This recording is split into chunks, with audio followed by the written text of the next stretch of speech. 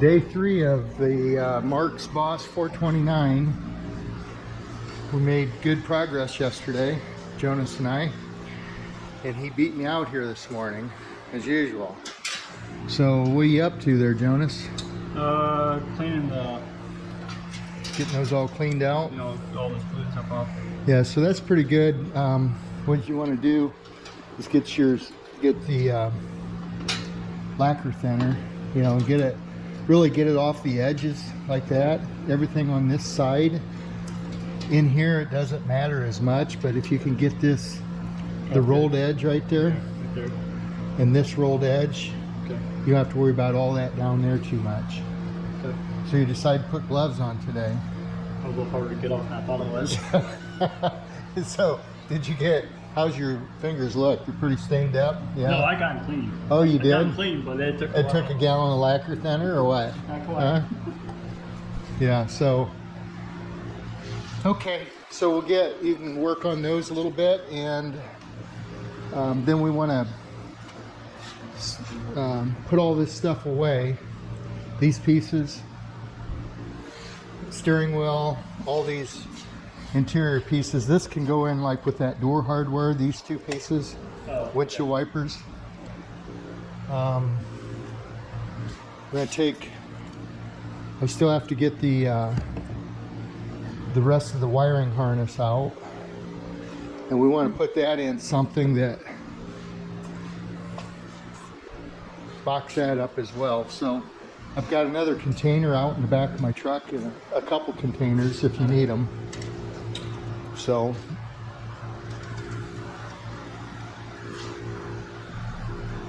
that's a job, isn't it? It's a job that has to be done, right? Yeah, it's like taking bubble gum off the bottom of the bottom of the seat. You know, you guys have that at your school? Did you ever have bubble gum stuck to the bottom of your desk? Yeah. It's like the same thing. It's hard to get off, and you don't want to get it on your pants. Okay, so Jonas, when we're doing these, this is the lower windshield molding, and it's got these clips in here. We want to bag these clips up separate. Okay, and then it's got, you can see there's a piece that goes on the splice, and then a few of these down scattered out throughout there. I think these are more or less like a anti-rattle spacer where the cowl fits under here, so it's not metal on metal. So we want to take these out, put them in a bag, and then clean this stuff up, and we'll tape everything together so we can keep them. Same with these. These are the spacer that goes under the windshield. We can put that in the same bag. All right? How'd it work? You're using acetone on that now, and it works a little better, you It think? seems to be working better, yeah, than lacquer thinner. That lacquer thinner makes it a little more gummy. Yeah. Yeah, the only thing with the acetone, it evaporates so quick. So, okay, so we got the dash out, and it looks like it's in pretty good shape. Clean it up and decide whether to paint it. Okay, so I got the interior is pretty much out. I still need the steering column, brake and clutch pedal, and accelerator, a few miscellaneous things, but I'm going to pull the motor before I take that stuff out. You can see the firewall pad still in place. Hopefully I can reuse that. I'm going to wait until all that stuff's out to remove it, but these floors are beautiful. I mean, you cannot ask for a better floor in here. So still got to take the headliner out, and you notice I marked this hole here. That hole is just a little bit big, and when I went to pull this handle off, the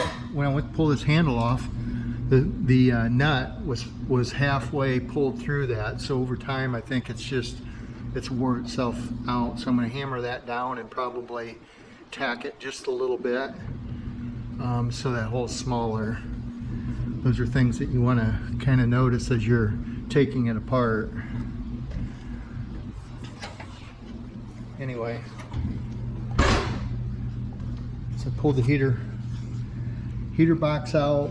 You can see by looking at these pipes, that's what the inside of that heater core is going to look like. So you want to make sure you replace that.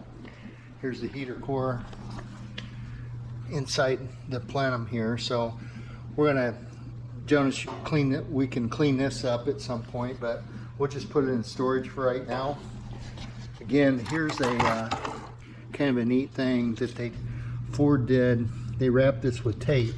There's a seam right there on that motor, and I don't know if they had problems with them getting wet and shorting out, so they wrapped it with tape and then they sprayed undercoating around it. Kind of a weird fix, isn't it, for what you would think? But so now I'm going to lift it up, pull the bumper and grill and balance everything off, probably take the front fenders off, the radiator out, and we're going to start getting ready to pull this baby out of here. Okay, so I've got the tires off, tires and rims, and a couple things I wanted to note here. See the strap, that's kind of a indication this has never been off. A lot of guys will never put these back on. That was done from the factory. There's a clip down here, and I wanted to show how the wiring harness goes. A lot of guys will forget how the wiring harness is put in on these cars, so I do a little video of the routing of everything. Here's so it's got both horns on this side because the oil cooler is on this side. Little jumper there.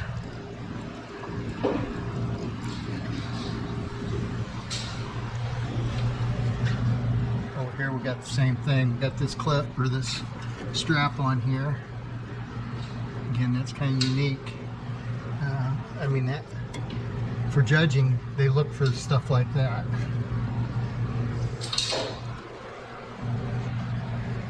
The underside's been undercoated here, so I'm gonna take the bumper and finish working on the front, get this all tore apart.